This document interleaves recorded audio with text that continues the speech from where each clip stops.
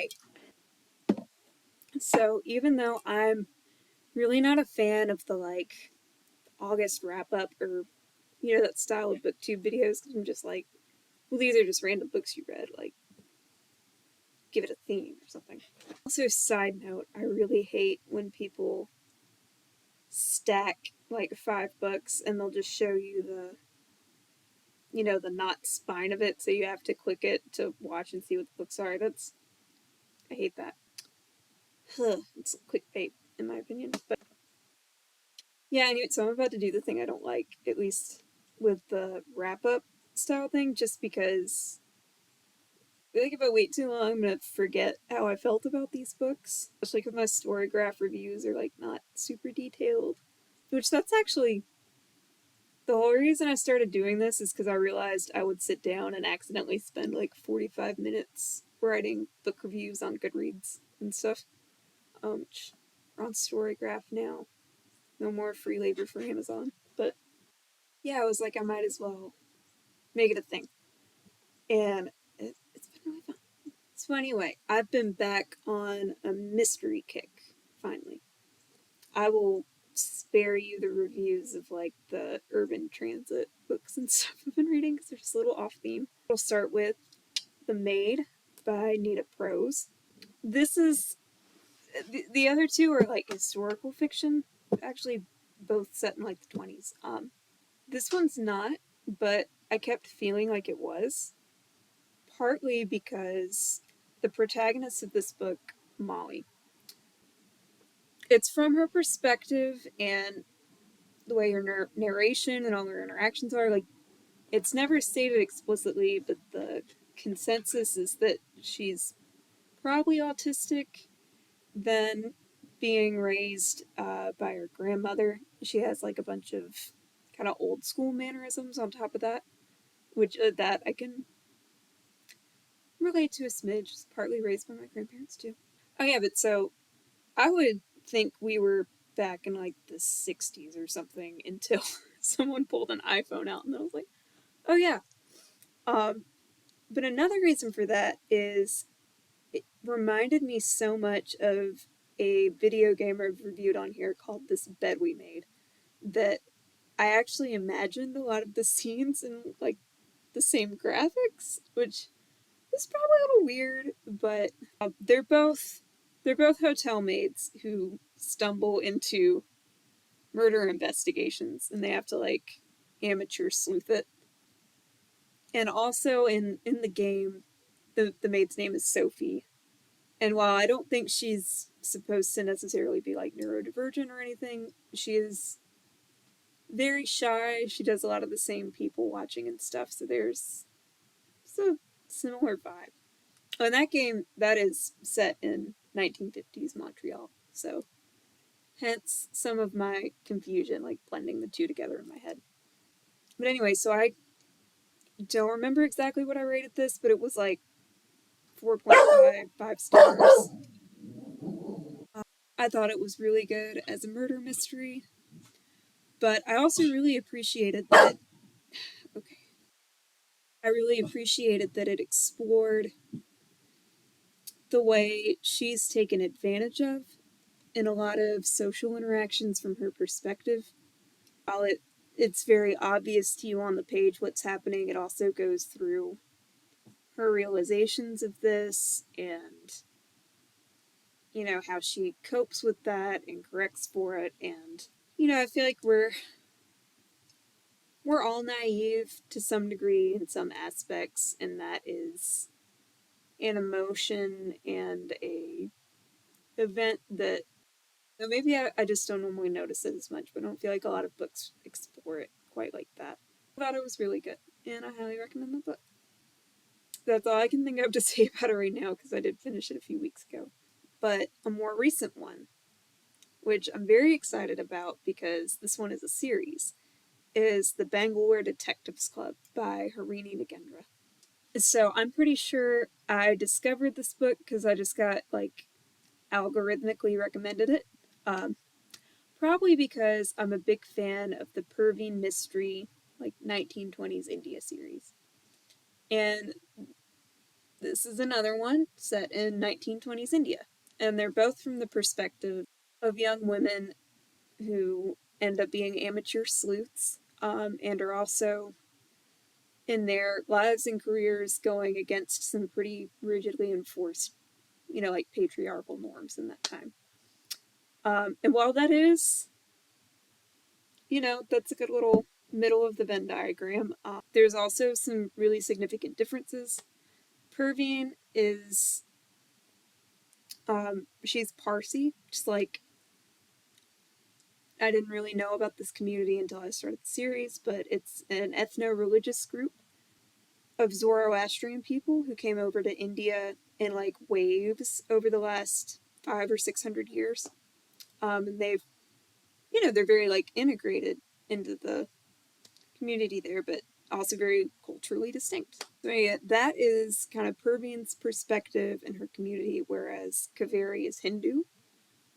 So, you know, it's a different cultural backdrop. They're also like Kaveri, these are her books, and Bangalore, it's Bengaluru, just the two different names, which is about 600 miles away from Mumbai, or at the time Bombay, which is where Perveen, where her books take place. And so, in the 1920s, that's a pretty good distance. And, just different geographies, different languages. Also, one thing these books did teach me is during uh, the colonial rule Britain imposed on India during this time, the way that government was set up could vary really significantly based on where you were. Some regions were considered like princely states that had varying degrees of autonomy, while other places were much more directly brought under the crown. So, you know, you can get like there's a lot to learn there, and I can't go like fully into the weeds on it here. But so that is one thing. Actually, one aspect I don't totally know how to review for these books, just because I feel like the Perveen books already filled some of my knowledge gaps on it, is how easy some of these situations are to grasp if you don't have a familiarity with that historical setting coming into this. I will say they both reference some of the same people and events in the Indian independence movement during that time. So I thought that was really cool. I just first impression, I do think Kaveri's books do a pretty good job of starting you from scratch on that and teaching you a lot about it. But it is a little hard for me to say. But yeah, so Kaveri, she is actually working in her spare time, so to speak, to further her education in mathematics and become a math teacher. So I think that's really cool. One thing I'm not sure how I feel about in these books is she's only 19. She's already married at the start of this book, and her husband, Ramu, if I remember correctly, is 25. And while I understand, like, on the one hand, I don't like when books completely avoid all the things of a time period with the main characters that,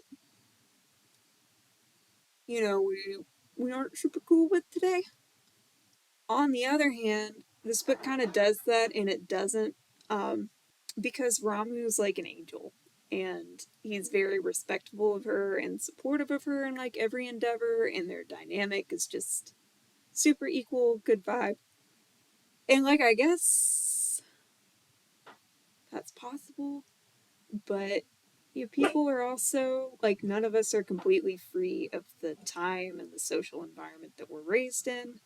And it does reference that her mother-in-law is like very strict about the caste system and gendered expectations and things like that. So it is just, it might be a little bit of a stretch, but I also like an escapist book. So yeah, I don't know. You'll have to read that and figure out how you feel about it, and my thoughts might change as I go through the rest of the series, because I've only read book one. But anyway, like, wrapping that up, setting that aside, I thought this was a really good mystery novel. The Pervine books might be like a smidge more complex in that regard, and in a few others. That might partly be because I don't think these were Sujata Massey's first books for sure. They might not have even been her first mystery books. I think this was Nagendra's like debut novel. That like I said, I think it's fantastic.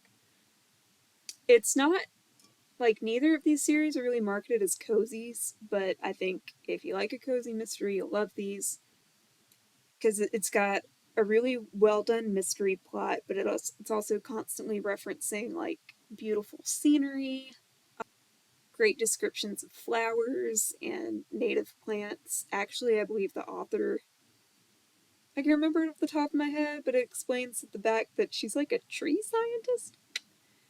And I love that. I love seeing people pursue like wildly different things and just kill both of them like that. It kill positively. So I wonder if that's why there's kind of, I thought maybe an extra eye to the vegetation in the book. Also, very frequent references to really good sounding food. Very like descriptive references, I guess I'll say. So I love that. And kind of my fun reads like this. And they do tie in, there's recipes at the back. There's one I have bookmarked for like a corn and pomegranate salad. That sounds really cool. I really want to do like a book and recipe review, but it's just a lot to coordinate. Not happening today. But yeah, this is just a great book that you can read and savor. You know, you're not trying to like rush through it. You never really get bored with it, but like you can still put it away in a weekend. I think that pretty much covers what I can say without any spoilers, really. I do plan to read the next two. I think these two are out now. And when I get there, I probably will make like a little series summary review, like I did with Pervine's books. But so moving on with my little historical fiction mystery jag I've been on, I went back. I'm actually still reading this one. I'm not done with it yet, but it's Treacherous as the Night. This is book 2 in the Verity Kent series. And it just reminded me that I read book 1. I can't remember the title, so we'll just put it here. I think like maybe while we were in COVID lockdown at the beginning. And I'm just kind of thrown because I remember like I absolutely loved it. And I don't know why it took me so long to come back and read the next book in the series. But I'm not feeling as hot about this one. This is another series set in the 20s, but this time it's in England. At least they're based in England. And yeah, I can't tell you much without really spoiling the first book in that series. But I'll just say all the characters have like major World War I baggage, and like I'm sure they do. It's one of the most horrific events like in human history. Especially considering ones that just like wiped a generation out like that. But I don't know if the first book did this to the same extent or if it did and I just didn't care at the time. But it feels like every other sentence is like, and we're all sad because of the war. And when someone like I don't know, maybe it's bad of me because it is constantly referencing people who died or like have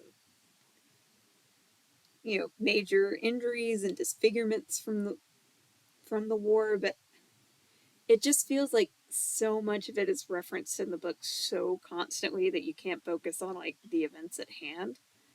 Yeah, I guess it's like obviously you'll see the effects. You could just see a character that has on a copper mask and probably let the reader fill in the blank or at least say like, oh, it probably happened on the front or whatever. But it just feels like every time something like that is relevant, the narration has to go on like at length about it. Kind of same with, this is me trying to avoid spoilers again.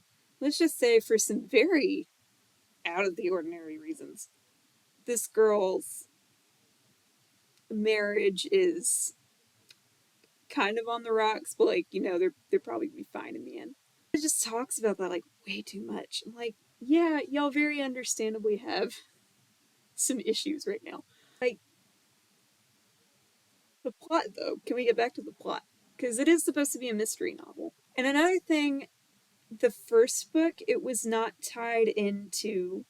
Okay, this really isn't a spoiler, but she did some undercover work gathering intelligence for the British military in World War I, which, yeah, like super cool, super unique. But the series is all set after the conclusion of the war. So it explained like some of her skills and her background in the first book, but the mystery was much more of a locked room kind of situation. At least in the beginning, from what I recall. Again, I've read this like 4 years ago. But this one, it's very closely connected to stuff she did during World War I. And it's just not hitting the same. I don't know. I'll probably update that when I actually finish it, because maybe it'll. I will say it's picked up a lot, even though it took it until probably like the 40% mark to get the ball rolling on a lot of stuff. Jury is still kind of out on this one. It's getting on my nerves in a lot of ways I don't remember the first book doing. Some quick mentions, some other things I read but don't really want to give a whole review for. Over the last couple months, be like Greta and Valden. That was a very quarter life crisis kind of a book. I think it was a good book. I don't think it was a fun, like, escapisty book, like the ones that I talk about here a lot. Yeah, that's pretty much it. Okay, actually, I did think of one more thing I wanted to talk about, and this kind of applies to. Uh, this applies to both the 1920s India series as well as the Verity Kent series. So I'm noticing so many of these historical fiction series. I mostly read mystery ones, but I'd still class them all as, I call them like woman back cover books. Because I don't know why, but if you go down the historical fiction section, like almost every book features like a woman's back, never her face. Maybe a side profile if they're being edgy. Anyway, I'm getting off track, but they're all from the perspective of women in the wealthier social classes.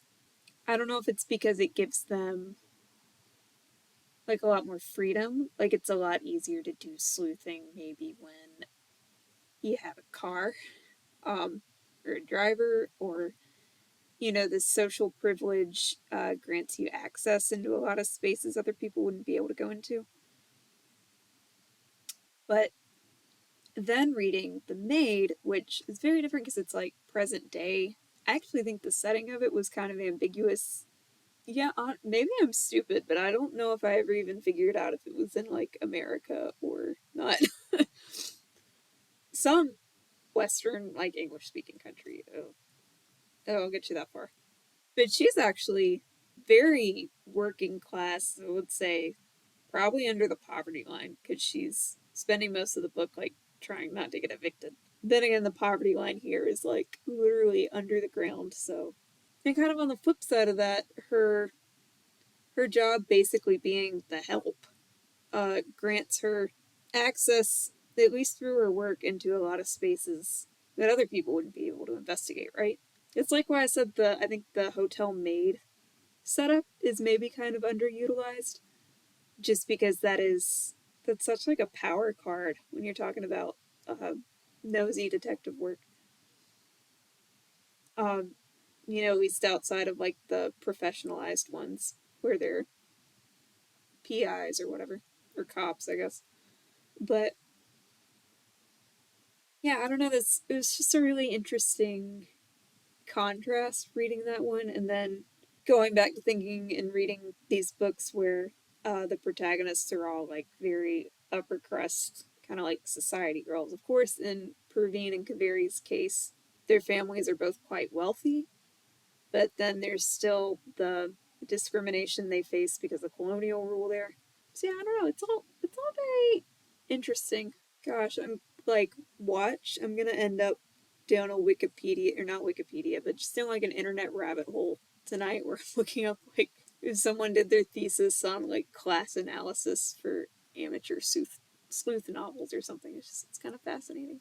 Which does bring me back, and I never finished it, but I did find where someone did that writing about Orientalism in the Agatha Christie novels, and it was fantastic. But I hadn't read, and I still haven't read all the novels that are referenced. So, like, high key, probably something I want to do here is read all of the ones relevant to that, and then just kind of like, I don't know, hype that paper up and show y'all some of the cool stuff from it. But I think the more like academic analyses of these books that most people don't take super seriously is really cool. But yeah, okay. Because that was very. I hope that was coherent. I thought it was interesting. But like, bye for real now.